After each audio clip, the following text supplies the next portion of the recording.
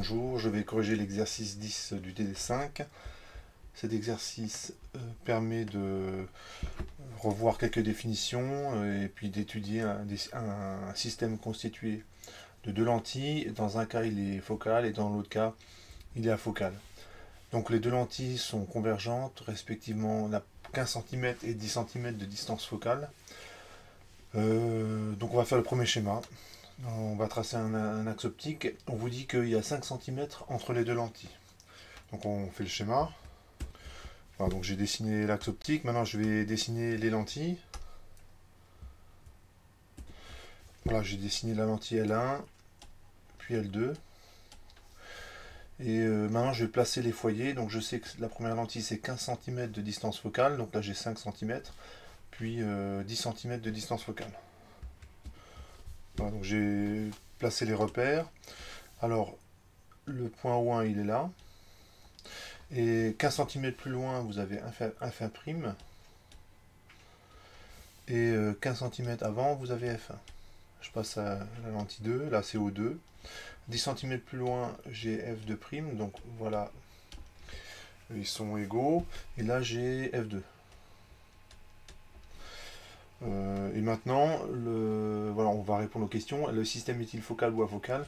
Le système est focal parce que, vous rappelez le critère, hein, F1' égale F2, c'est équivalent pour un système constitué de deux lentilles à ce qu'il soit focal. On voit que ça, ce n'est pas vérifié. Donc le système n'est pas focal, il est donc afocal. Voilà, donc je vais maintenant faire déterminer les foyers, image et objet. Alors je fais tout de suite une remarque, quand vous avez un système constitué de deux lentilles, la position des foyers objets et images ne sont pas du tout symétriques par rapport à la position du doublet. Il n'y a pas de règle particulière. Hein, donc vous dites pas, voilà, j'ai F' et donc je prends le symétrique par rapport à enfin, en plus par rapport à quoi. On pourrait se poser la question, ça marche pas. Donc il va falloir que je les détermine séparément. Je vais d'abord le faire graphiquement et ensuite par le calcul, et puis je verrai si ça marche ou pas. Donc je vous rappelle la définition, donc ça c'est important à connaître, hein, des définitions. J'insisterai jamais assez. La définition d'un foyer image, c'est ceci. Je vais prendre une flèche un petit peu plus longue, F'. Et là j'ai mon système optique, et ben je vais tout de suite le détailler. C'est L1 plus L2. C'est pas grand chose, hein, comme définition. Mais franchement, voilà, ça c'est le genre de truc qu'il faut savoir. Quand on vous demande la définition du foyer image, restez pas bloqué ou à baragouiner je ne sais quoi. Hein, c'est précis, soit vous écrivez ça, vous pouvez également dire, en fait il faut savoir les deux, c'est que si je prends un rayon qui est parallèle à l'axe optique, lorsqu'il ressort du système optique, il doit passer par F' qui est sur l'axe optique. D'accord? Donc voilà, je vais partir de là. Et vous avez, quand je décompose le système, ceci. Alors, je regarde d'abord ce que ça donne par rapport à L1, puis après par rapport à L2. Et là, forcément, j'ai F1'. C'est obligatoire, hein, puis en fait, je réutilise la définition du foyer. Maintenant, je vais appliquer la relation de conjugaison de Descartes, ou une autre d'ailleurs, hein, c'est pas... Voilà, et je vais la mettre en œuvre pour la deuxième lentille, avec comme objet F1' et image F'. Voilà, j'ai fait un petit rappel de cours, donc je rappelle que ces formules-là, on vous les donne, les relations de conjugaison. Vous n'êtes pas censé les savoir, par contre, il faut savoir les utiliser correctement. Donc là, vous n'avez absolument aucune excuse, puisqu'on vous les donne. Donc ça, c'est du cours, ce que j'ai écrit en vert. Il s'agit d'adapter ça à cette situation. Ça veut dire que cette fois-ci, la lentille, c'est pas L, c'est L2. Le centre, c'est pas O, c'est O2. Le foyer image, c'est pas F', c'est F'2. L'objet, c'est pas A, c'est F1'. le foyer, l'objet, donc c'est pas A, c'est F1', l'image, c'est pas A', c'est F'. Donc il suffit de remplacer, allez, je vais l'écrire en jaune, O va devenir O1. Voilà, donc je reprends, O devient O2, pas O1, F' devient F2', l'objet A devient F1', donc il y a juste à remplacer, ça ne, enfin voilà, il n'y a pas de difficulté particulière, il faut juste remplacer, hein, donc réécrire cette formule, et au lieu de mettre ça, ben, je mets ça. Donc à la place de O, je mettrai O2, à la place de A', je mettrai F'. Donc ça donne ceci. 1 sur O2, l'image F', moins 1 sur O2, l'objet F1', égale 1 sur O2, F2'. Et ça, donc, c'est la relation de conjugaison de Descartes. Voilà, donc j'ai plus qu'à isoler O2, F', et puis j'ai fini. Hein. Donc là, il y a une petite phase calculatoire. J'ai la place. Donc ça fait 1 sur O2 F' égale 1 sur O2 F2' plus 1 sur O2 F1'. Bon, et tout calcul fait, bon, c'est vraiment là, c'est que des calculs. O2 F2' fois, n'oublie pas les valeurs algébriques, O2 F1' sur O2. Alors comme F1' égale F2', voilà, il y a une petite simplification. Et on trouve, donc on avait dit O2, on regarde le schéma, de O2 et à F1' ou F2', il y a 10 cm. Donc on détaille l'application numérique. Je vous conseille de le faire, de détailler les applications numériques sur 10 cm plus 10 cm. Et on trouve du coup 5 cm. Voilà pour la position du... Ouais, je vais encadrer ce résultat.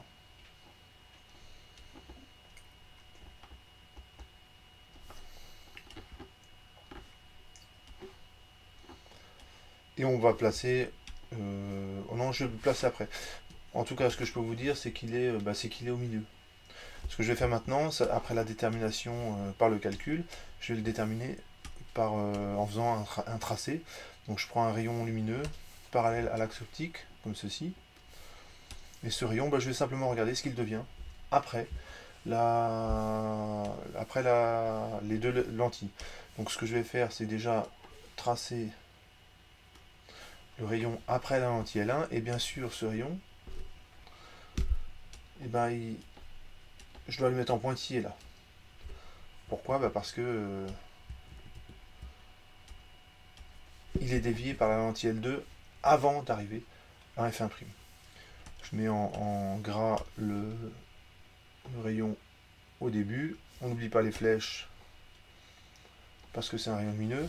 Et ensuite, il faut que je détermine ce que devient ce rayon là, intermédiaire, après la lentille L2. Et donc là, comme d'habitude, je vais faire le trait de construction aller en vert. Je vais prendre un rayon parallèle. Alors, donc je vais essayer de faire au mieux. Ouais, on va... Bon, là, il faudra que je m'y reprenne à plusieurs fois. Voilà, donc là, ça a l'air pas mal.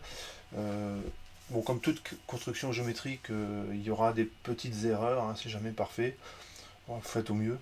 Donc ça, c'est un trait de construction, ce que j'ai mis en vert. Hein, c'est pas un rayon lumineux. Pourquoi? Parce que j'ai pas mis de flèche dessus.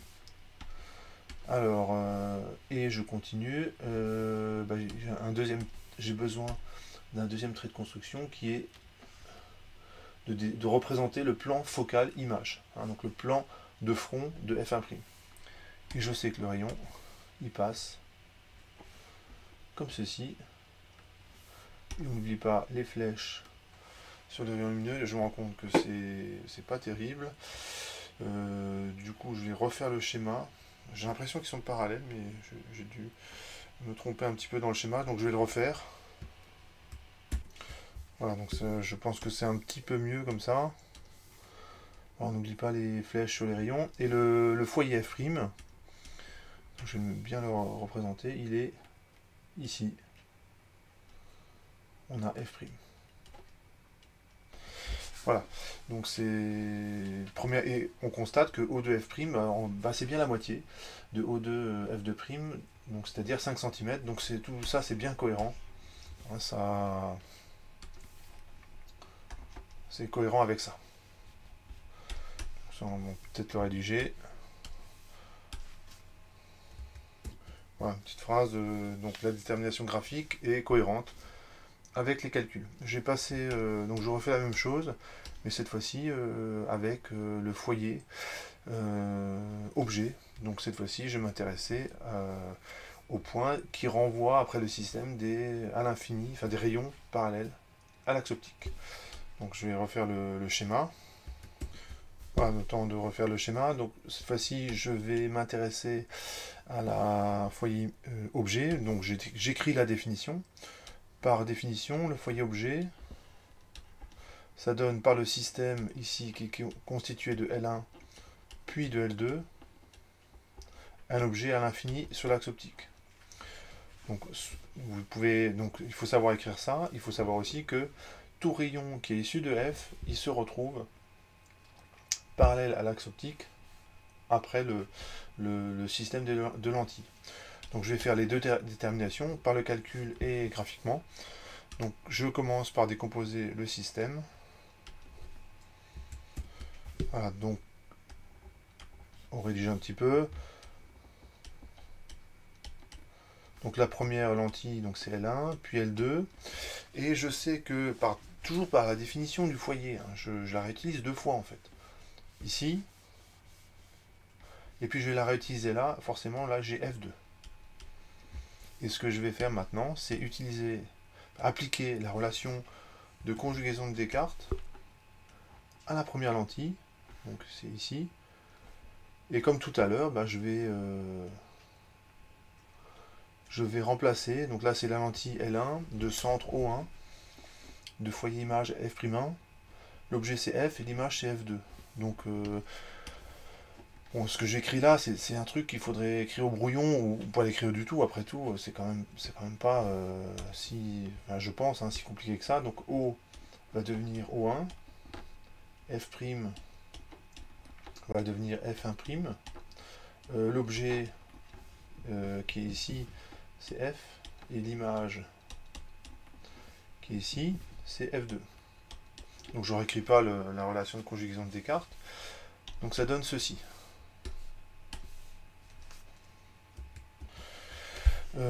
Petite remarque, là j'utilise la relation de conjugaison de Descartes, mais j'aurais très bien pu utiliser de manière équivalente la relation de conjugaison de Newton. C'est complètement équivalent, donc là, peut-être que dans ce cas-là, ça aurait été un petit peu plus astucieux, puisque F1' est égal à F2'. Donc ça aurait peut-être été plus astucieux de prendre la relation de conjugaison de Newton, mais franchement, ça c'est un détail. Hein, il faut, je veux dire, savoir, si vous savez appliquer correctement la relation de conjugaison de Descartes, vous saurez appliquer correctement la relation de conjugaison de Newton.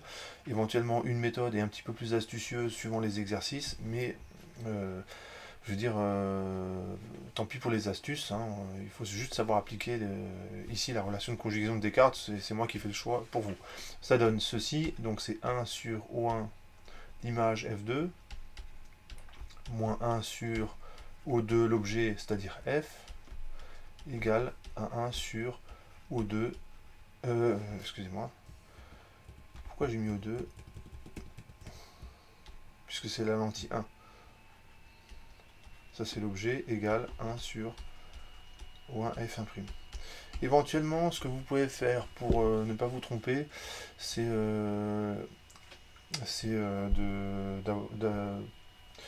de faire littéralement, pas de dire littéralement cette formule.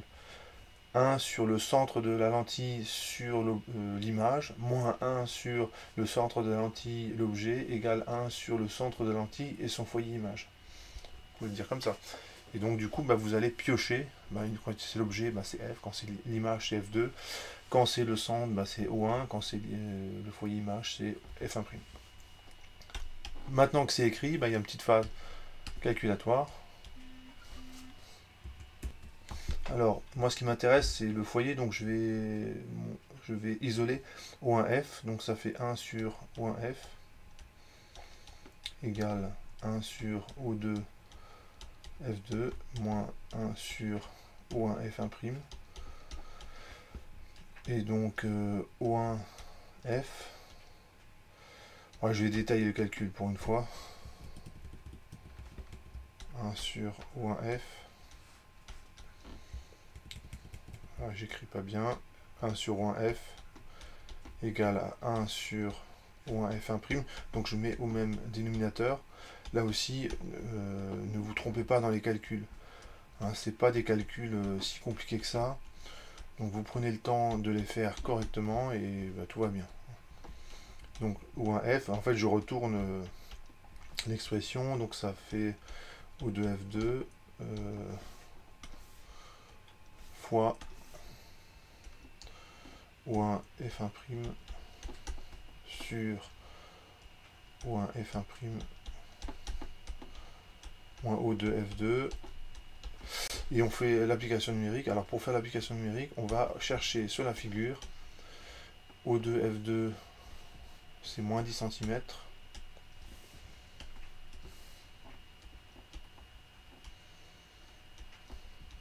Fois O1 F1', O1 F1', donc c'est plus 15 cm.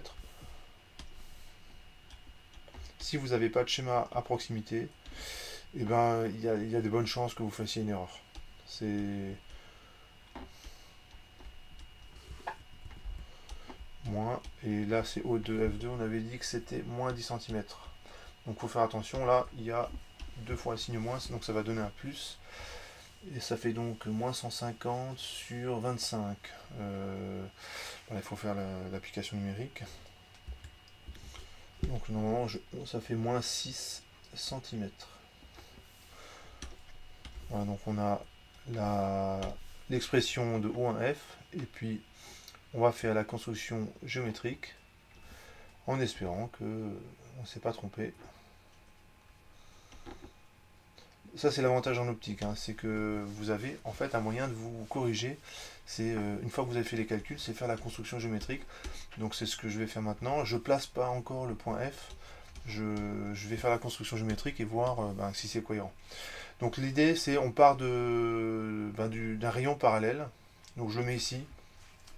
Mais vous pouvez bien sûr le mettre au-dessus. C'est absolument c'est un détail.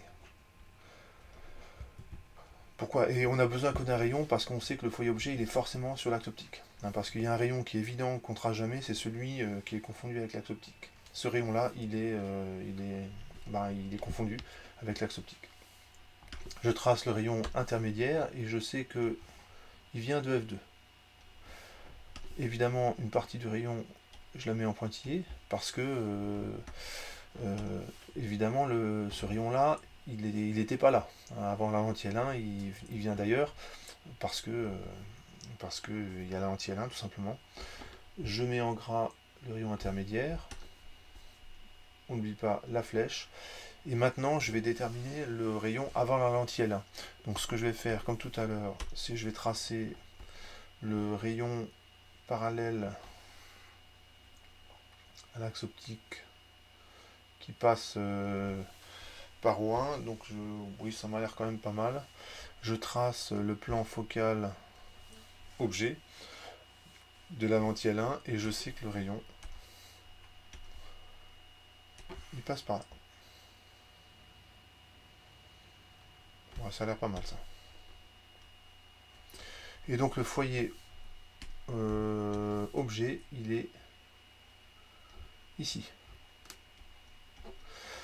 Donc on avait dit qu'il y avait... non, là il y a un problème. Puis c'est pas le foyer image, c'est le foyer objet.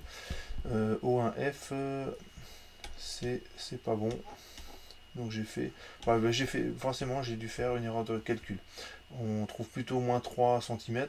Donc je sais que j'ai fait une erreur, je regarde. 1 sur O1F2 moins 1 sur O1F égale 1 sur O1F'. Bon bah j'ai trouvé mon erreur.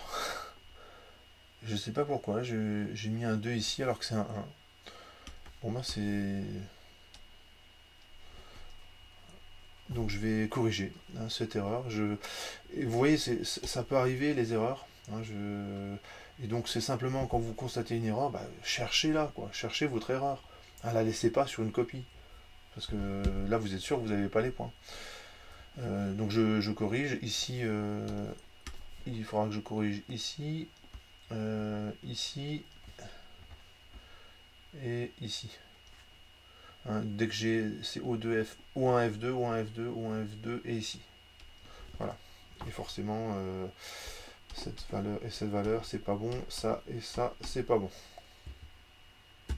Voilà, donc j'ai normalement corrigé. Donc c'est O1F2.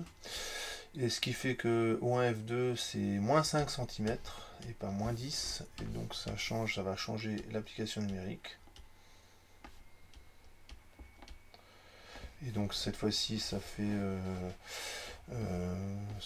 moins 75 sur 20. Donc ça fait 7,5 sur 2, ça fait moins 3,25 cm sauf erreur. Je vais vérifier l'application numérique. Voilà, donc c'était moins 3,75. Ah, par contre, là, c'est quand même mieux. Effectivement, entre O1 et F2, il y a moins 5 cm. Donc entre O1 et F, moins 3,75, c'est cohérent. Alors c'est pas la construction géométrique, elle n'est pas en général pas assez précise pour dire que c'est exactement ça, mais en tout cas c'est bien cohérent pour les deux déterminations. Donc je répète, hein, j'ai fait une erreur de calcul, donc ça arrive. Ne lâchez pas à l'affaire. Hein. Quand c'est pas cohérent, et ben vous cherchez votre erreur hein, jusqu'à ce que vous la trouviez. Il suffit d'où l'intérêt aussi de détailler les calculs. Hein, parce que quand vous faites une erreur de calcul, le fait de détailler, ça peut vous aider aussi à la repérer. Hein, si vous avez fait plein de calculs de tête, c'est par exemple vous êtes passé de cette expression directement à celle-là, si vous devez rechercher une erreur de calcul, ça veut dire que vous devez à chaque fois refaire tout le calcul dans votre tête. Alors peut-être que vous êtes très doué pour ça, tant mieux, mais franchement, c'est bien de mettre des étapes intermédiaires. Donc là, normalement, j'en ai fini avec la question 1. Mais je passe au deuxième cas, un système où cette fois-ci les lentilles sont écartées de 25 cm et donc à tous les coups ce système-là, il est focal, puisque le premier, il était afocal. Donc on va refaire le schéma et traiter cette deuxième question. Voilà, donc j'ai placé la première lentille, L1, et je vais donc placer son foyer image. Alors là par contre je vais manquer de place pour le foyer objet. Donc le schéma je l'ai déjà fait avant, donc je sais à peu près à quoi il ressemble. Ce qui peut arriver dans une copie, c'est que vous faites un premier schéma et vous vous rendez compte que à la fin il n'est pas terrible, finalement la lentille, le schéma est trop petit ou pas de bol, ça déborde en dehors de la feuille. Donc ça ça arrive et dans ce cas-là, pas de panique, vous refaites le schéma. Hein, c'est quand même on va pas vous le reprocher ça. Je vais donc placer F1'.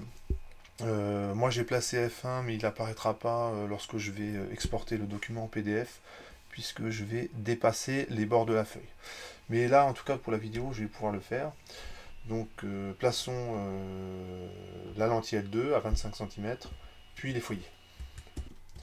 Voilà, donc j'ai presque fini. Il me reste à placer le foyer F1. Donc F1 il serait par là-bas. Donc du coup il faut que je rallonge l'axe optique.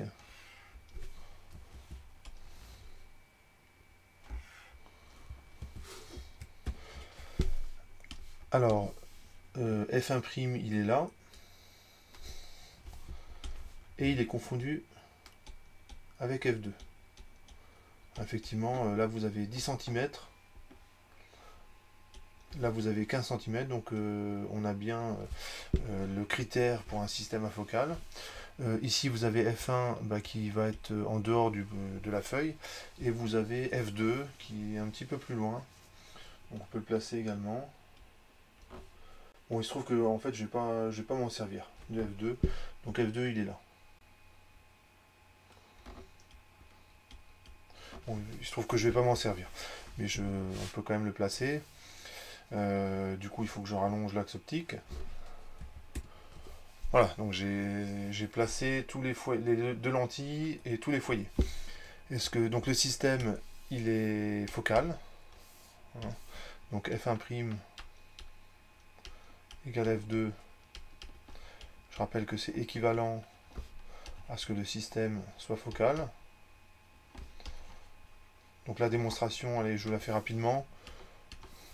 Un système focal, vous avez un objet à l'infini par L1 plus L2, ça donne une image à l'infini. On décompose.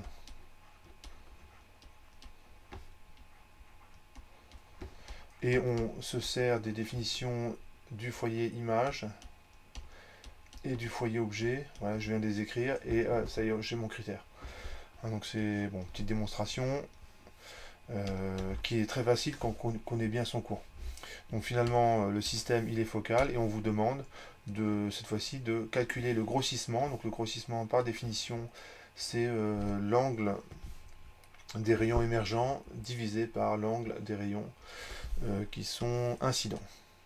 Et avant de démarrer les calculs, je vais me munir l'ensemble je vais fixer en fait les signes. Donc je vais compter positivement, je peux le mettre en rouge, comme ceci, compter positivement comme ceci, et compter les angles positivement comme ceci.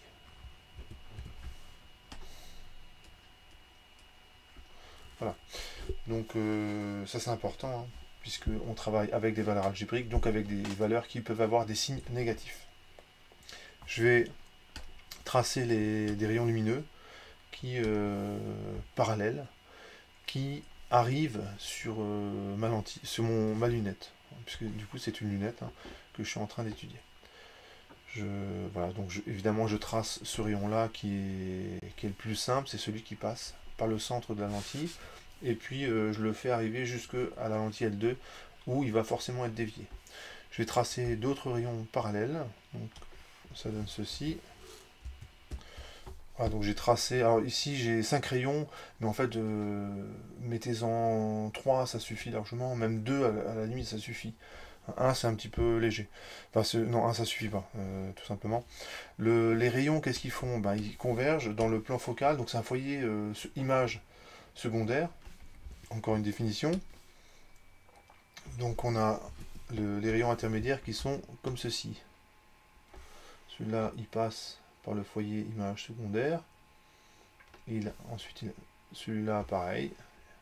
Pour les deux autres, pareil. Voilà, on n'oublie pas de mettre les flèches sur les rayons lumineux. Ça c'est important et bon, faut pas oublier quoi. C'est un truc qu'il faut pas oublier.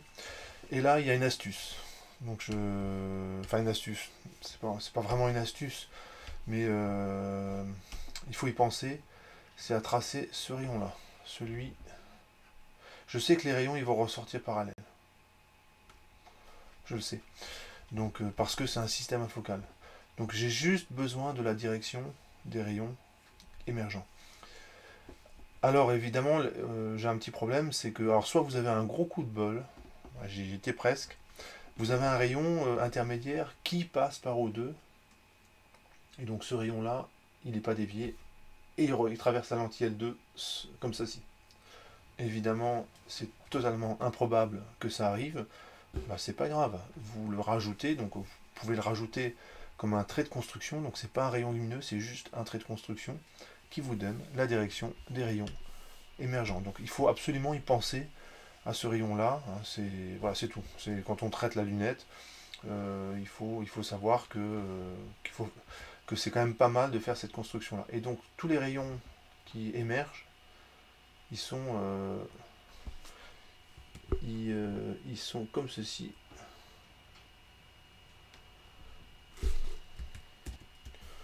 Vous n'oubliez pas de mettre les flèches sur les rayons lumineux. Donc là, le trait vert, ce n'est pas un rayon lumineux, donc je ne mets pas de flèche. Et voilà, j'ai mon faisceau émergent. Vous remarquez il a un diamètre plus petit, donc ça ne doit pas vous étonner, parce que si vous avez un jour regardé dans un microscope une jumelle ou une lunette, effectivement, la partie oculaire, qui est ici, du coup, où on met l'œil, et ben la partie pour regarder, elle est toute petite, hein, elle fait quelques millimètres de diamètre, mais c'est normal, parce que votre œil, il a cette taille-là. Et ça, pour information, c'est l'objectif. On place les angles alpha, donc l'angle alpha, il est là, on va le retrouver ici, et il est positif d'après mon choix d'orientation. L'angle alpha prime, il est ici, hein, entre le trait vert et, donc là je vais bien le montrer, parce que voilà, l'angle alpha prime, il est là, hein, entre l'axe optique et le trait de construction vert. Donc ça c'est alpha prime, et lui est négatif pour le coup. On le retrouve ici, hein, alpha prime, on le retrouve ici. Et je vais simplement faire un peu de trigonométrie dans les triangles O1, F1' et ce que je vais appeler A intermédiaire, qui est ici. Donc c'est l'image intermédiaire qui est ici. Et donc bon, là c'est vraiment de la trigo toute simple, hein. Voilà, donc j'ai pris un petit peu d'avance dans la rédaction. Donc je me place dans le triangle O1 F1', donc allez, je vous le montre. C'est ce triangle là.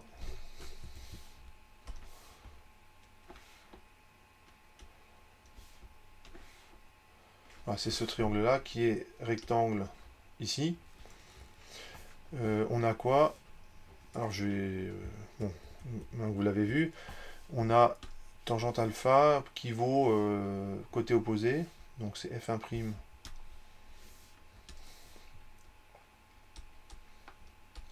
intermédiaire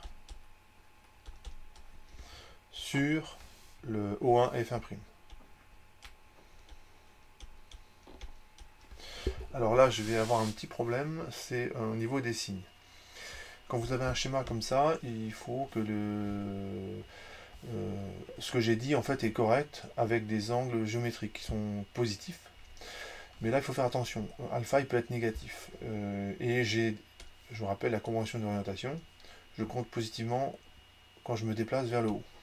Et là, j'ai un problème, c'est que F1' intermédiaire, c'est négatif. Ou F1' c'est positif. Donc je me retrouve avec une quantité négative à droite et une quantité positive à gauche. Donc ça m'embête. Mais c'est pas grave. On va faire une petite transformation. On va inverser les points et tout va bien. Donc ça peut paraître une façon de faire qui est pas très rigoureuse, mais ça c'est l'intérêt d'avoir un schéma. Hein, c'est que ce que vous allez écrire doit être au moins cohérent avec le schéma. Et comme on travaille avec des valeurs algébriques, ce qui va se passer, c'est que en fait ce sera tout le temps vrai. C'est ça qui est bien avec les valeurs algébriques, c'est que vous écrivez la relation finalement dans un cas particulier, et elle va être tout le temps vraie, hein, finalement. Même quand le point intermédiaire il sera en haut, la relation sera encore vérifiée. Pourquoi? Parce que cette fois-ci alpha sera négatif, intermédiaire F1' sera aussi négatif. Donc tout va bien. Et on fait l'approximation des petits angles, hein, ce qui est très très bien vérifié, hein, quand vous avez une lunette. Alpha est tout petit. Donc là j'ai fait un premier triangle, je fais la même chose dans l'autre triangle, je vous montre. C'est celui-là, qui lui aussi est rectangle, ici. Et on a le même genre de relation. Donc ça donne ceci. Voilà, donc dans le triangle O2, F2 intermédiaire, on a tangente alpha' qui, attention, cette fois-ci, alpha' est négatif. Donc on aura A intermédiaire F2 ou F1', puisque c'est le même point, sur O2, F2, et normalement ça devrait aller au niveau des signes. Donc à intermédiaire, je mets F1' sur O2, F2. Je vous rappelle que comme F1' est égal à F2, vous mettez F1' ou F2, c'est complètement égal. Alors ici, moi j'ai mis O2, F2 ici, c'est parce que en fait je reconnais une caractéristique de la lentille, c'est l'opposé de sa distance focale. Donc en fait ça c'est moins F2'. Donc c'est pour ça que ici j'ai mis F2 et là j'ai mis F1', parce que ça va se simplifier avec ce terme là. Bon. Et ici idem, voilà, on a l'approximation des petits angles, donc c'est alpha', et j'écris la définition, je rassemble ces deux équations, et je connais bien mon cours. Le grossissement par définition, donc c'est une définition, ça, donc à connaître, c'est parce que si vous ne connaissez pas, c'est toujours embêtant, enfin en fait vous vous arrêtez là tout simplement. Quand on ne connaît pas ces définitions, c'est vraiment ça peut mettre un point d'arrêt à une partie quand vous êtes en épreuve. C'est-à-dire que vous ne connaissez pas une définition, voilà, vous ne pouvez plus avancer, et c'est vraiment dommage. Bon, donc ça fait, oui, je n'ai pas fait d'erreur. Évidemment, il y a une simplification, ce terme-là simplifie. Le terme-là qui est au dénominateur du dénominateur, il passe au numérateur. Et ce terme-là, hop, il se retrouve au dénominateur, et ça donne O1 F1'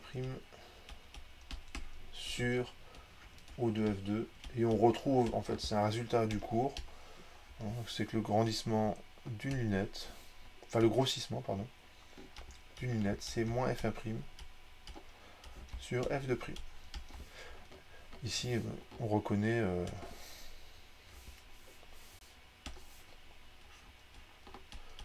moins F2', et ici on reconnaît F1'. On encadre le résultat, et on a fini cet exercice. Donc il est pas mal cet exercice, parce que finalement on révise quand même pas mal de choses dans le cours d'optique. Voilà, à bientôt.